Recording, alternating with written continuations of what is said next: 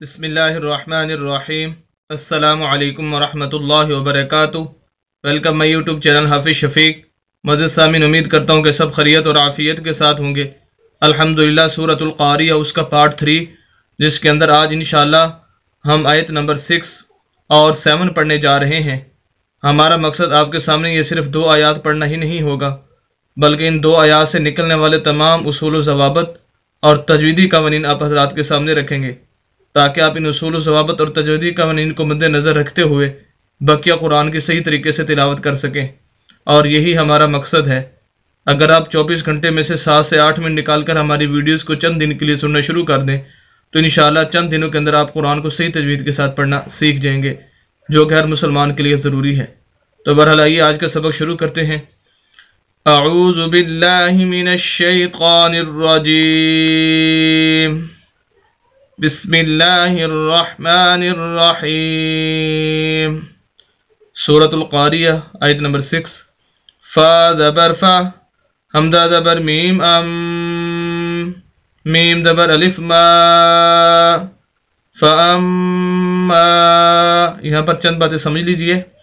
ایک یہ کہ یہ فا کے آگے جو الف ہے، یہ الف اس کو نہیں پڑھنا بلکہ اس کو حمزہ پڑھنا ہے۔ وجہ اس کی یہ ہے کہ الف وہ ہوتا ہے جو بالکل خالی ہو، خالی سے مراد یعنی اس کے اوپر نیچے کوئی حرکت نہ ہو، اسے الف بولتے ہیں عربی کے اندر۔ لیکن جیسے ہی اس کے اوپر نیچے کوئی زبر زیر پیش یا 2 زبر 2 زیر دور پیش یا کوئی اور حرکت آ جائے تو پھر وہ حمزہ بن جاتا ہے۔ جیسے یہاں پر دیکھیں یہ اس کے اوپر زبر آ گئی ہے تو اب اس کو حمزہ پڑھیں گے۔ ہم اس کو ملائیں گے میم کے ساتھ، کیونکہ میم مشدد یہ شد کی علامت ہے۔ اور شد کے بارے میں 2-3 چیزیں آپ ذہن نشین کر لیجئے، پورے قرآن کے اندر انشاءاللہ اس کا فائدہ ہوگا۔ ایک یہ کہ جس لفظ کے اوپر یہ شد آ جائے 3 ڈنڈوں والی، اس لفظ کو مشدد بولتے ہیں، اور اس لفظ کو 2 مرتبہ پڑھا جاتا ہے۔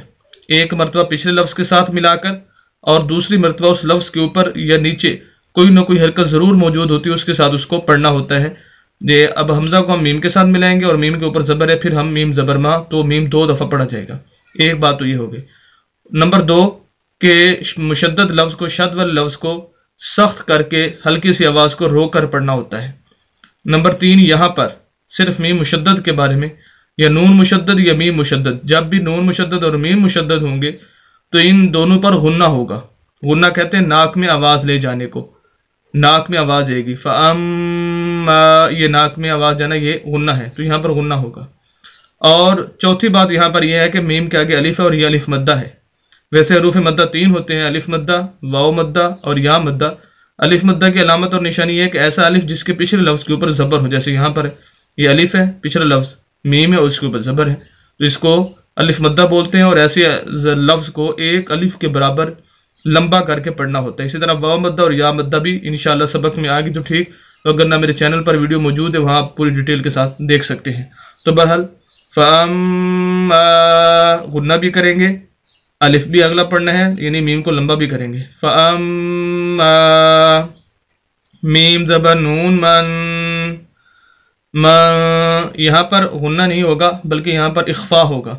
ایک غنہ ہوتا ہے، غنہ کہتے ہیں کہ لفظ کی آواز کو کلیئر کر کے، نون یا میم جو بھی ہے اس کی آواز کو کلیئر کرنا۔ فَأَمَّا میم کی آواز کلیئر ہو رہی ہے ناک میں۔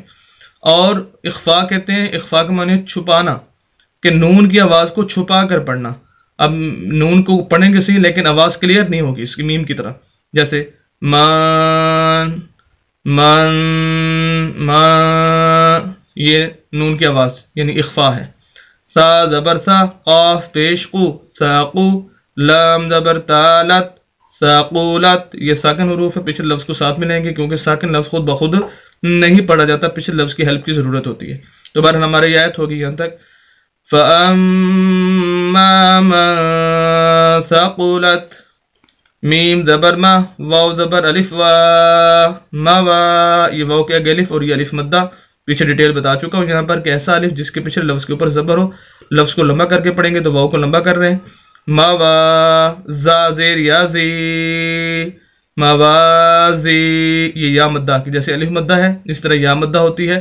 ایسی یا ساکن اس کی علامت اور نشانی، ایسی یا ساکن یہ ساکن کی علامت جس کے پچھلے لفظ کے نیچے زیر ہو۔ قرآن کے اندر جہاں بھی یا ساکن پچھلے لفظ کے نیچے زیر ہوگی یا مدہ کہلائے گی، اور ایسے لفظ کو لمبا کر کے پڑھیں گے۔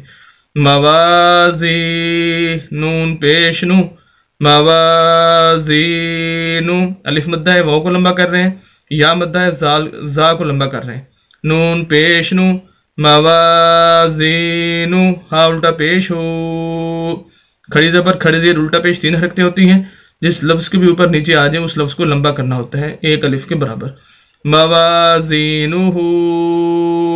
اب یہاں پر وقف کرنا ہے تو جو آخری حرف ہا ہے ہم اس کو ساکن کر دیں گے، اور یہی اصول ہے قرآن کے اندر کہ آخری حرف جہاں پر اب وقف کرنا چاہتے ہیں اس کو ساکن کر دیں، اگر اس پر زبر ہے، زیر ہے، پیش ہے، 2 زبر 2 زیر 2 پیش، کھڑی زبر کھڑی زیر الٹا پیش، جو کچھ بھی ہے اس لفظ کو ساکن کر دیا جائے تو وقف ہو جائے گا۔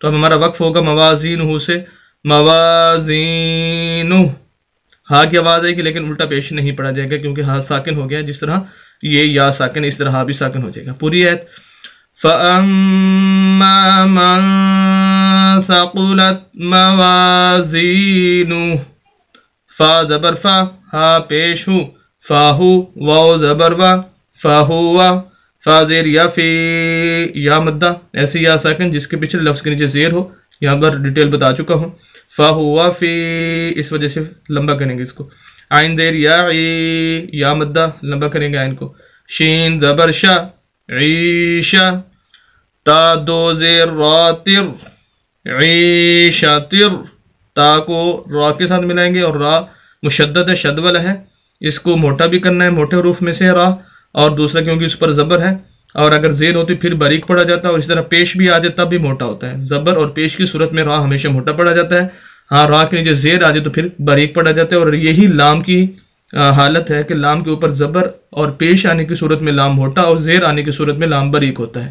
تو بہرحال تا 2 زیر را تر، را زبر الف را، الف مدہ، تر را شد ہے، سخت کر کے پڑھنا ہے ہلکی سی آواز کو رو کر، تر را، را زیر زی، یہ بھی موٹے حروف میں سے، تر را زی، یا زبر یا، تر را زیا، تا 2 زیر 3، تر را زیا 3، تنوین ہے یعنی 2 زبر 2 زیر 2 پیش کو تنوین بولتے ہیں، جس لفظ کے اوپر نیچے ہو تو اس لفظ پر غنہ کرتے ہیں، ناک میں آواز لے جاتے ہیں، یہ اس صورت میں جب ہم یہاں پر وقف نہیں کریں گے، لیکن جیسے ہی ہم وقف کریں گے اب اس کا اصول ذہن نشین کر لیجئے کہ جس لفظ کے آخر میں وقف کی صورت میں تا آ جائے، جیسے یہاں پر ہے، اب ہم نے یہاں وقف کرنا ہے اور آخر میں تا ہے آخر لفظ کا، اب اس میں 2-3 آپ نے تبدیلیاں کرنی ہیں۔ نمبر 1 تبدیلی تو یہ کرنی ہے اس تا کو ہا سے بدلنا ہے، یہ ایک خاص تبدیلی ہے، اور ایک عام تبدیلی، خاص تبدیلی یہ ہوگی تا کو ہا سے بدلیں گے جب بھی آخر میں تا آ جائے وقف کی حالت میں، اور عام تبدیلی کیا ہے کہ اس ہا کو ساکن کریں گے، جیسے یہاں پر ہا تھا ہم اس کو ساکن کر دیا، اسی طرح یہاں پر بھی یہ ہا بن جائے گا، اس کو آپ نے ساکن کر دینا ہے، تو ہمارا لفظ ہو جائے گا تر راضیہ 3 سے، تر راضیہ، آخر میں ہا کی آواز آئے گی۔ پوری آیت فَهُوَ فِي عِيشَةٍ رَاضِيَةٍ، دونوں آیات، فَأَمَّا مَن ثَقُلَتْ مَوَازِينُهُ فَهُوَ فِي عِيشَةٍ رَاضِيَةٍ۔ امید کرتا ہوں کہ آج کی ویڈیو آپ خوبی سمجھ چکے ہوں گے۔ مزید اسلامی ویڈیوز کے لیے اور قرآن کو صحیح تجوید کے ساتھ پڑھنے کے لیے ہمارے یوٹیوب چینل حافظ شفیع کو ضرور سبسکرائب کیجئے، صدقہ جاریہ سمجھ کر ہماری ویڈیوز کو شیئر بھی کیجئے۔ ملتے ہیں نیکسٹ پارٹ کے اندر کل انشاءاللہ، اجازت دیں، اللہ حافظ۔